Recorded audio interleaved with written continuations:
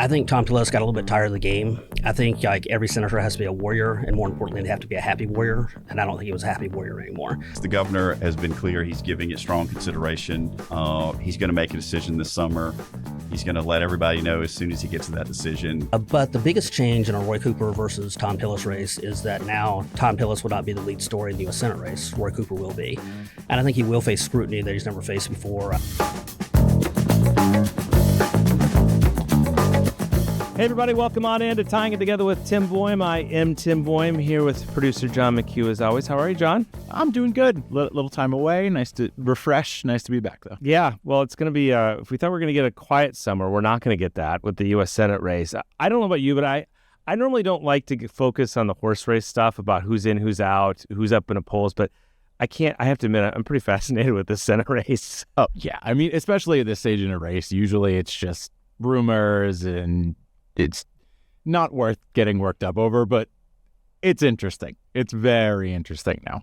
Yeah, and the potential of like Laura Trump versus Roy Cooper is, I mean, that's some red meat right there, and it could bring a lot of money in. But if not, then there's a lot of big questions on both sides, I think. Yeah, I mean, with Tillis out, it could be a free-for-all. It could be, on the Republican side of things, it could be pretty much over and done with as soon as Donald Trump sends out a post on Truth Social.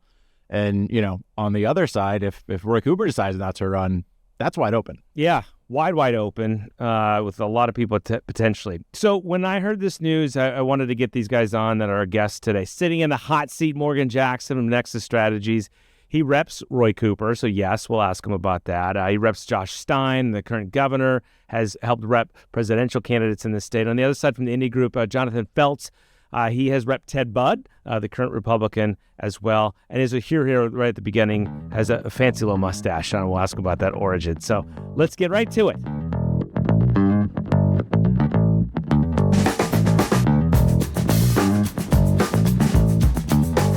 Before we get down to business, I want to start with you and something fun, since we're in video now with this podcast. Fun, okay. Where is the origin of this mustache?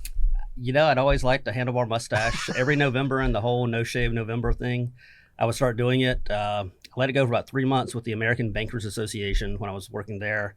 And in January, right before the North Carolina bankers were coming to visit, actually, my boss slipped around the corner about 5:30 the day before. He said, so now that state agencies are coming to visit us, you're going to shave that, right? So I actually started doing it in COVID. And then when I took the mask off, several people said, like my daycare, my kids' daycare, the teacher said, oh, we like your mustache. I was like, oh, well, I've had it. Oh, you're just now seeing it. Oh, okay. And then the first couple times my wife and I went out, we got several compliments on it. She looked at me over dinner and she said, you're never shaving that, are you? And I said, yeah, we'll see. I hadn't really thought about it, but it seems to be going well. She hasn't made you shave it? Not yet. It's popular with bartenders. I don't remember my name, but you got the problem is you got to tip well if you got a mustache like this, because then they will remember you one way or the other. You gonna get one like that? I haven't been shaving for 2 years, working on my beard. I hadn't quite got it there yet. So close. Yeah. It took me a road trip and 12 months in Afghanistan. So. I'm probably not going to do that in order to get a mustache. I'll go clean shaven. That's my thing. All right. So when Senator Tillis dropped out of the race, before we got into it, right, technically, you were two of the first people I thought of. You won a recent U.S. Senate race, and you've been involved in one and may be involved in one soon. We'll see about that. But what was your reaction, Morgan? So, we started hearing the rumors, I think, like everybody, coming out of D.C. a couple hours ahead of time. And I think there was I don't know, maybe not. And, this was after, you got to remember that he had taken a stand and said, I'm gonna vote against the reconciliation bill, and Trump had gone after him. I guess it was Saturday night all over and just blasted him. And I don't know that I believed it at the time, but it also made sense. Listen, I think my view of the world was Tillis was the weakest incumbent in the country if you're a Democrat or Republican. And that's just the truth. I mean, empirical data says that. And I think if you are in a place where swing voters view you the way they do with Thom Tillis, meaning upside down in your numbers, and you're now in open warfare with the person who determines whether or not you're going to win your primary, it makes total sense. There was not a path forward. And whether that was a political decision, a personal decision, I think is the Tillis camp says, but it's a smart political decision. There just wasn't a path forward for Thom Tillis in a primary or a general. And I think after Saturday night, I think the chances of a primary were next to nothing being the nominee. He was going to lose the primary way before he was going to lose the general election. But it wasn't that long ago that there's discussion about whether Trump was just going to end this and endorse Tillis because he might have the best chance in a general. I mean, things can change quickly. I think the difference is, and Feltz, I'm curious if you have the same opinion or a different one, is I think in the first Trump term, I think there were more reins, and I think he was thinking more about how we keep control. I think in the second Trump term, there's no quarter, and he doesn't care. And it is about we can elect whoever we want, and I'm not going to take any dissonance in my party at all. And it feels very much like you could see how Tillis got the endorsement, even when Trump, berated him on every stage in 2020 when they were both on the ballot. He'd make fun of him, and he would go out there and say, Thom Tillis is here, and the MAGA crowd would boo. And he said, I know he hadn't always been with us, but I think he's learned his lesson, don't you? And he would say that again and try to embarrass a sitting U.S. senator who's running for re-election on the ballot with you. I don't think Trump's distaste for Tillis has ever I think that's always been very clear. What do you think, Jonathan? I think a couple of things. I mean, first off, I think Thom Tillis has been a great senator for North Carolina. I think he's been a great speaker for North Carolina. I don't think there's been a bigger warrior for economic growth in North Carolina than Thom Tillis during his time, both in the state legislature right up till now in the U.S. Senate. I had a client who was involved in a big public policy debate here in North Carolina, could bring more than $1 billion in the North Carolina economy. We called Senator Tillis about it. He never hesitated. He immediately reached out to Pete Hegseth, found him over at Munich. They were at the Munich conference together. Immediately texted the president, and so he's been great on that front. I think Thom Tillis got a little bit tired of the game. I think like every senator has to be a warrior, and more importantly, they have to be a happy warrior. And I don't think he was a happy warrior anymore. I don't think he liked the way the game had changed since Donald Trump had taken over. And it's very rare that I do a sports analogy versus a comic book analogy. But you look at Dabo down at Clemson. He said, "I don't like the transfer portal. I don't think that's the way college football should be." Well, that's great. He's standing on principle, and now he's like middle of the pack versus being a national championship contender.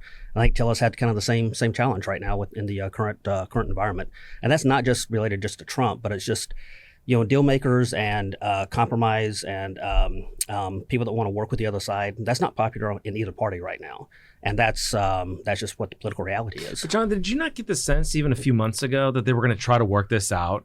That Tillis was going to try to follow along, and Trump was probably going to endorse him eventually, even though some of his supporters wouldn't like it, and they would just try to move forward? Yeah, I think this is a very common thing in Washington, D.C. This is an insider's podcast. I'll say it's an insider's knowledge here.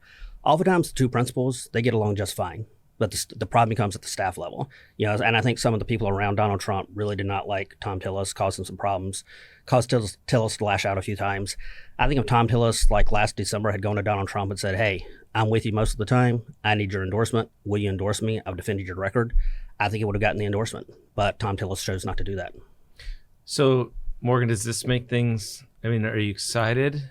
Indifferent? Does this make things easier or harder for Democrats? I think both, actually. And Feltz would say the same thing. I've gotten a lot of calls from a lot of reporters nationally and in state who say, well, what does this mean for Democrats, regardless of who their candidate is? And I said, listen, I think it goes both ways. I think, again, I talked about Tillis's inherent weaknesses in the ballot box. It just, the numbers are what they are, and I think Thom Tillis was very vulnerable. But also, to credit Thom Tillis, a guy who's won 2 tough races in North Carolina, and you both know this. I don't care if you're Democrat or Republican. North Carolina's a hard state to win. It just is. It's a hard nut to crack.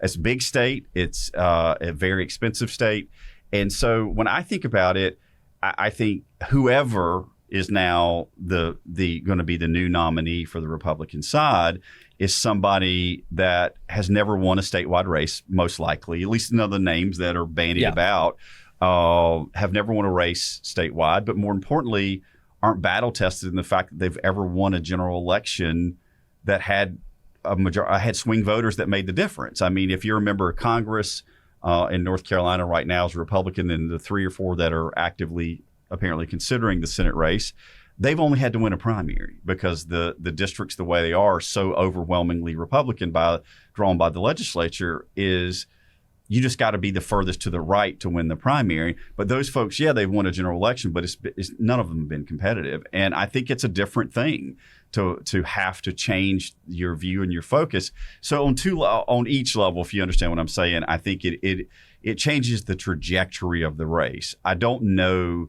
that it means I still think Democrats, this is their best pickup in the country in 26, the best chance for a pickup. That did not change with Thom Tillis exiting the race. The map is what it is.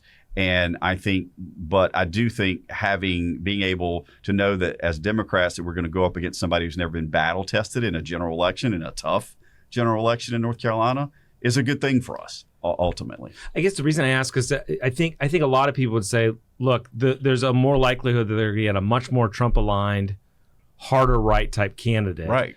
And Tillis may have taken some unaffiliated or suburban voters that person may not.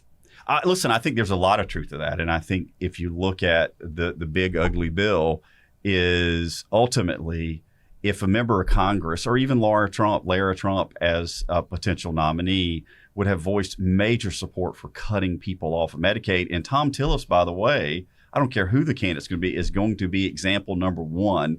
Video of Tillis saying, I can't vote for this. It's going to lose 1 million people in North Carolina health care. And either if you're a Republican member of Congress, you just voted for that bill, or if you're Lara Trump, you've been championing the bill. And you've got Thom Tillis, your existing U.S. Senator, who's a Republican, saying, this is bad for our state. We can't vote. I can't support this. He's going to be Exhibit A on any Republican running in next November. How does this change things for Republicans, or to be determined? It's not to be determined. I think the reality is Republicans are in a better spot now than they were with Tillis as the nominee. I mean, again, I like Thom Tillis. I've supported Thom Tillis. But the reality was we were going to have a nominee who literally could not campaign at any GOP event except maybe some official NCGOP function that's very limited crowd. But any county party function, there was a legit chance he'd be booed off the stage because he was so unpopular with the base. Now, a lot of the base, they couldn't tell you why he was unpopular. Because his voting record is not totally different than that of Ted Budd, since Ted Budd's been in the U.S. Senate. But the reality was he had a real base problem. We talk about those 2 or 3% you can get with the independents. I mean, there was a legit problem that Thom Tillis was going to lose those 2 to 3% with conservative base Republicans who just would either vote Republican or not come out and vote in the general election, because he was kind of a throwback more to the, and I was part of this world back in the day, but the establishment Republican world, the country club Republican world. Whether that's an accurate description of Tillis or not, that was the perception. And in politics, perception is reality. I think we've got a lot of good candidates who are looking at it. I think Lara Trump, if she wants the nomination, it's hers for the taking. I think she'd have a great opportunity here in North Carolina. She's a great public speaker, and people want to write her off as like, well, that's why she is good with crowds. But the reality is she's been campaigning here really aggressively since 2015. For her father-in-law in 2018, it was for Ted Budd and other members with tough races or potentially challenging races. In 2020, she was actually going to a lot of the places that Thom Tillis couldn't go to. And thankfully, Ted Budd was going to those places as well. And that's kind of our little jump start in 2022. But she connects well with the voters here in North Carolina. They see her as one of us. They see her as a hometown girl. When NC State goes to the Final Four in 24, when Lara Trump cheered them on, it wasn't a politician trying to jump on the bandwagon. It was a home state girl cheering on her alma mater, that type mentality. I think Michael Whatley, if he wants to run, I think he brings immediate gravitas to the table. He's connected to the grassroots. He was a very aggressive, active state party chairman, comparable to Anderson in terms of her. I mean, she's got youth and vitality on her side. I guess Michael had a lot of Diet Cokes on his side as far as the caffeine. I don't think I've had a single conversation with him in the past, 8 years where it wasn't from his pickup truck driving to the next event type thing. But as importantly, in this day and age we live in, Democrats, dating back to Thom Tillis' first race in 2014, they outspend Republicans on the campaigns, on the candidate side by a considerable margin. They've got a great fundraising mechanism with Act Blue, I should say. And with Michael Whatley, he's got good connections to the North Carolina donors, but as importantly to the national donors. He won't bring parity, especially if it's Roy Cooper, but one-to-one parity, but he'll put us in a better position from day one than anyone else can. And then after that, we've got some strong candidates in the congressional delegation. Pat Harrigan obviously has made no secret he's looking at it. I think Brad Knott would be a great potential candidate, and there's other potential candidates out there. Morgan, which one of those scares you the most? I think there are pluses and minuses with all of them, and I think the reality is if it's not Lara Trump, everybody will start with basically zero name recognition. And I think the challenge, the benefit, what Democrats get is, and we did this with Mark Robinson in June of last year, which is Mark Robinson came out of the primary extremely well known by Republican primary voters, but he was completely unknown to the rest of the electorate. And so what we did was introduce him. We introduced Mark Robinson and the version that we wanted voters to see up front, and that's what they knew about him. They knew the pull your skirt down comment rather than this guy was a rising star and all of the things that the Republican faithful sort of knew. And so I think there's that. I think with Laura Trump, not having been a North Carolina resident for a number of years, it's like Elizabeth Dole kind of all over. It does feel like sandbagging in. And I think it'll work fine for the Republican primary, because I think whoever Trump wants is going to get the nomination. I think it's a different thing when you tell 10 million North Carolinians one person's going to decide who your senator is versus you. And I do think part of her challenge is going to be just logistics. She passed on the Senate race in Florida, which would have been an easier general election, obviously. And she lives there, by the way. Her kids are lives in Florida, and I don't know that she's looking forward to paying North Carolina income tax by leaving Florida and moving to North Carolina. But wait a minute, are you Roy Cooper drove them up so high? Are you advocating for no income tax here? No, I'm advocating that. Come on, Laura, we'd love to have your income tax dollars pay for health care in North Carolina. So what I'd say is I think there are positives and negatives to each of them. I still think that Democrats are on pretty equal footing right now. Listen, there's no question, and I know you're about to get to this, but if Governor Cooper runs, Democrats will start with an advantage in this race, name ID, financial advantage, et cetera.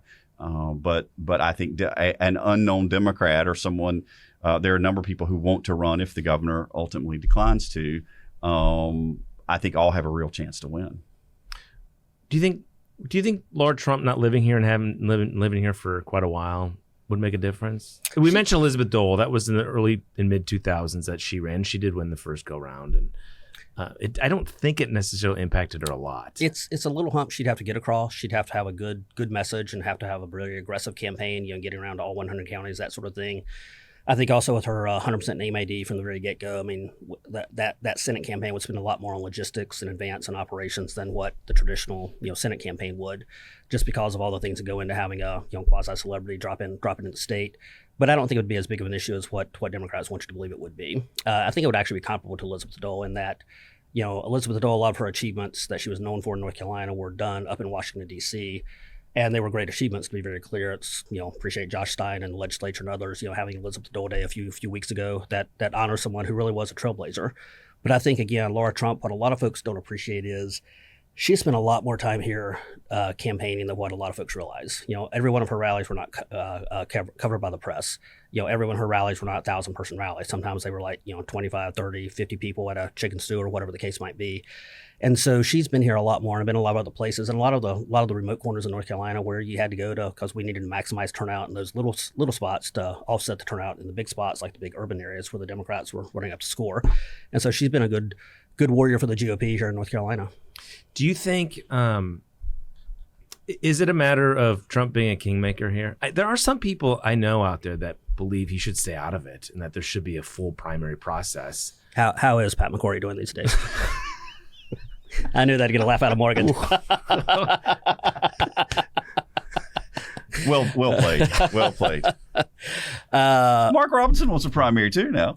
I saw that. I did see that. I think. By the way, how about Tillis's troll of Mark Robinson in a tweet? Yeah, no love lost between those two. Holy cow! Between Tillis and the mini soldier. Mini soldier comment on Twitter. Wow. I think. X, I'm supposed to call it. I think Robinson wants the primary and the Pat Harrigan seats. What I think he wants. His voice has been out there a little. Yeah, he's more, been out there a lot. Right? That's a seat. Supposedly people talked to him about back in 2022, 2023, before the governor's race. You don't think he'd really do it though, right? I think once you've been in the limelight, once you're out of the limelight, you realize you kind of like that limelight. You can ask our good friend Mark Walker about that. Okay, so back to the question before I got totally distracted. Is Trump making up the mind here that it doesn't matter what anybody thinks? And do you think it comes in the next couple months? Yeah, I think it'll be sooner than that. I think it'll be in the next month or so. And I think that, I think Donald Trump has campaigned across the country. He's campaigned across the state. Every president, they've got their capital. My old boss, George W. Bush, he famously said, "I've earned my political capital. I'm going to use it." When he went at his second term, unfortunately, we used it on Social Security reform, which crashed and burned, which we'd all be a lot better off if it hadn't crashed and burned, but I digress. But I think Donald Trump's using his political capital just like any chief executive and any president would do. What do you think about that? If it was someone on the Democratic side that was sort of playing kingmaker, is it just the reality of the situation? I think it is, but I do think there are a number of people who don't like it, and I think more importantly, what they're not going to like is that Trump is only going to be for somebody who is going to be his puppet and the person that will do everything he tells them to do. I think isn't that the lesson from Tillis dropping out though? It is, but I think if you're going to tell me that we're going to have a MAGA guy running statewide, that's not a bad thing for Democrats because there are a lot of swing voters. And especially, listen, Trump Trump is one thing, but when you look at the rest of the Republican Party and how they're viewed, Trump is different. Voters view him differently. He's more well known. That's baked in. Whether you like him or hate him, it's baked in.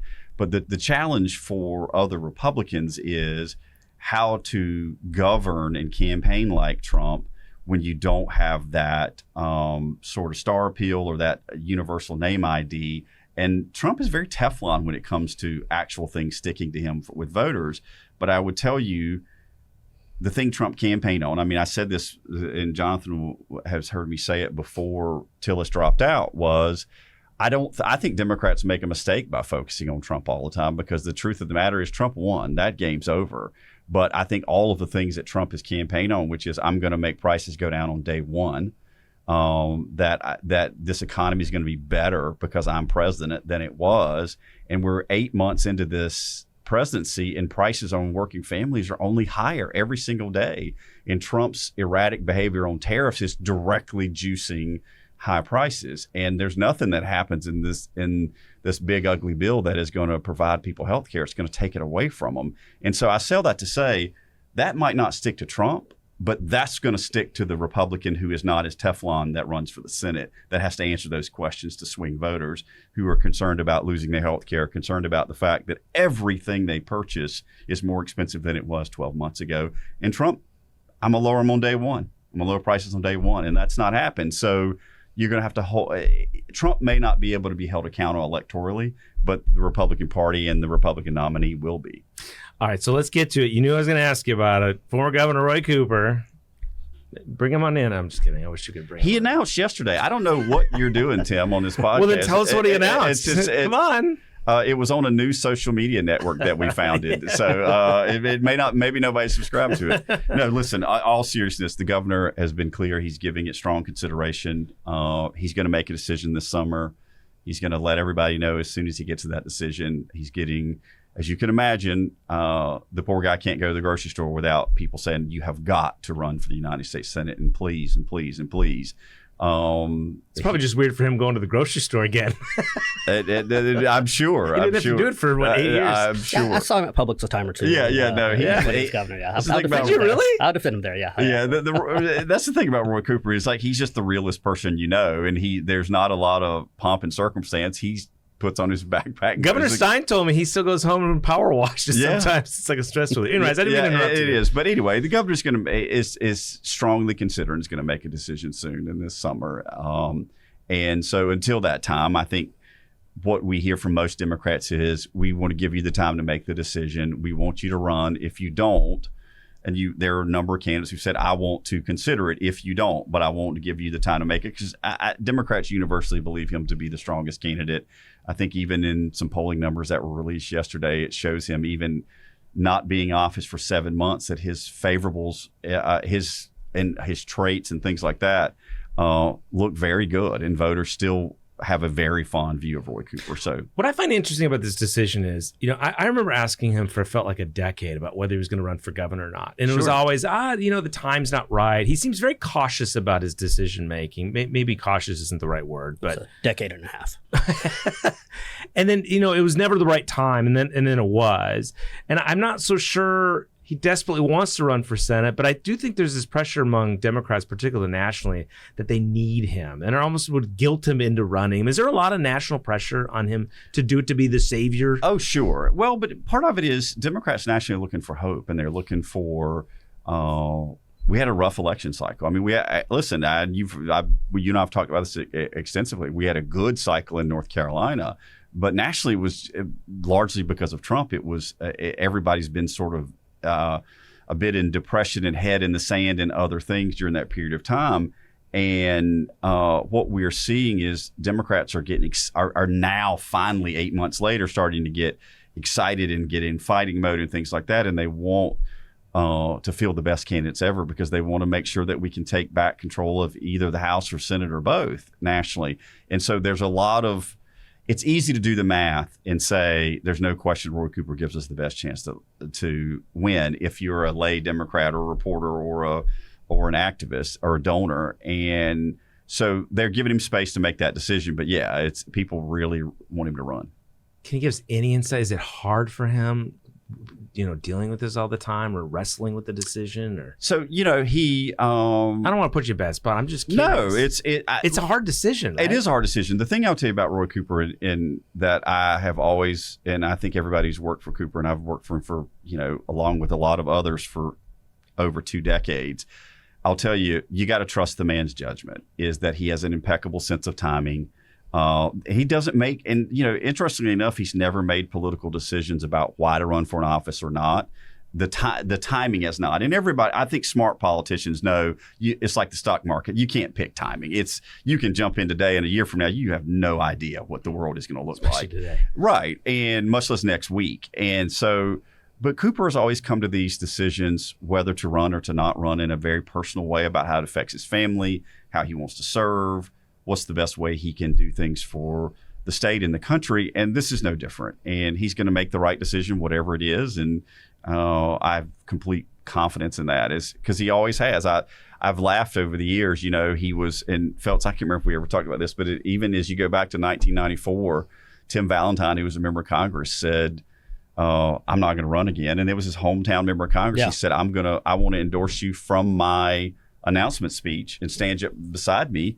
And, Cooper's kids were really young at that point. And he said, it's not the time for me to go to D.C. And it turned out to be 1994. He wouldn't have gone to D.C. anyway, as bad as that year was. And so that was not a political decision. It was a personal one. But I trust Roy Cooper to make the right decision at the right time. And he will. What do you think about the potential running against Cooper? I've heard online, particularly from some of the further right folks, I guess, that all this stuff about being locked down still from COVID, and then Eastern North Carolina hurricane relief. Are those winners, do you think, to go against Cooper on? Well, first my joke, and that is Roy Cooper suffering what every Democrat in North Carolina is suffering from, and that is vast intimidation from Wiley Nickel, because everyone's really fired up about his candidacy. By the way, for the listeners and viewers, he's already in the race. He's already announced about 9 times. People keep forgetting. Former member of Congress. So I think with Roy Cooper, I think that, first off, if I were him, and I don't say this in a partisan way, I say this sincerely in terms of, he has served his state, he has served his country, he has served his party. He's done what he set out to do, that is be governor. Going from governor to senator, going from attorney general to senator, he spent 24 years as the chief executive. And now, the only body more dysfunctional in the U.S. Senate would be that of the U.S. House, and that's either Democrat or Republican rule. He goes from being the chief executive to having to negotiate with like 99 other people who think they should be president. And that's not where I would want to be at his stage of his career. And I don't mean that in a snarky way or a bad way or anything like that, but that's just my personal thoughts. But the biggest change in a Roy Cooper versus Thom Tillis race is that now Thom Tillis will not be the lead story in the U.S. Senate race. Roy Cooper will be. And I think he will face scrutiny that he's never faced before. Unless it's Laura Trump. Yes, that's totally fair, totally true. But I think he'll face a lot more scrutiny and a lot more money being spent against him than he's ever faced before. Now, he's faced a lot of money before, and it's not intimidated him, and he's won. So that's not to say that he could not win or anything like that. But I think that it would be a lot more pressure than what he's faced before, and he's got to look within his gut and say, do I really want to do this or not? Because, and to be clear, if he doesn't do it, he is still a elder statesman, and I don't mean elder in a bad way, but yeah, still a great eminence, if you will. A lot of us are elder these days. Yes, exactly. Yeah. Trust me, I feel that. But yeah, he's a great eminence for the Democrat Party, both statewide and nationally, and so I don't think he loses any prominence if he doesn't run. All right, just real quick, a few more Democrats. So if Cooper doesn't run, what do you think some of the Democrats can turn to? I know this is a delicate question asking you because you're a consultant in that world, but some people have mentioned Jeff Jackson, who's Attorney General. Although I've heard behind the scenes that he's hesitant to do it because he just got into that position. Don Davis has come up out of nowhere recently, a congressman who's would be in a very tight race anyways in Congress in northeastern North Carolina. Wiley Nichols already, and Dan McCready, who was part of that race in 2018, the Mark Harris race, has been sort of mentioned out there as well. Where do you think Dems would turn if Cooper didn't get in? Listen, I think there's the one thing about and others that we haven't mentioned yet. Sure, yeah, and I've talked to a lot of folks who are not on that list who are seriously interested. Have you, Morgan? I have. Everybody's interested in what the governor's going to do. So it is. I will say that I feel very confident Democrats will be able to field a strong candidate if it's not Cooper. I think obviously nobody comes in with the built-in name ID, which is so critically hard and frankly expensive to get in this state, especially a favorable, unfavorable split the way he has. Jeff Jackson probably the closest to that. Yeah, that that's bunch. right. That's right. I think Jeff Jackson's somebody that has tremendous talent, is somebody that a lot of folks are very interested in and have been encouraging him to seriously consider it. And I think, again, as you read off several on the list, and I'll say there are others off the list, I do think that it becomes a very open field if Cooper's out. Right? Nobody's going to run of substance if Cooper runs. If he chooses not to run, it becomes a very open field, and I'm confident that we would have a good, strong candidate. But like I said, we'll see as the governor makes his decision this summer, and that really is, in all due honesty, the starter pistol for this race. It's when he makes the decision, and that's really when the 2026 campaign will begin. Thom Tillis sort of started it, but I think with Cooper's decision, it'll really start. So is this like traditional summer Labor Day, or like meteorology summer where we could go into September? Well, December, I heard a couple weeks I don't know. ago. It's like 65 degrees on Christmas, so that's still summer. We're all very anxious for it. Yeah. Before we take a quick break for audio folks, what do you think about that sort of other potential list of Democrats as a potential opponent? I think Jeff Jackson's a strong opponent. I think the list gets a lot weaker after Jackson drops out, or if Jackson's not the nominee.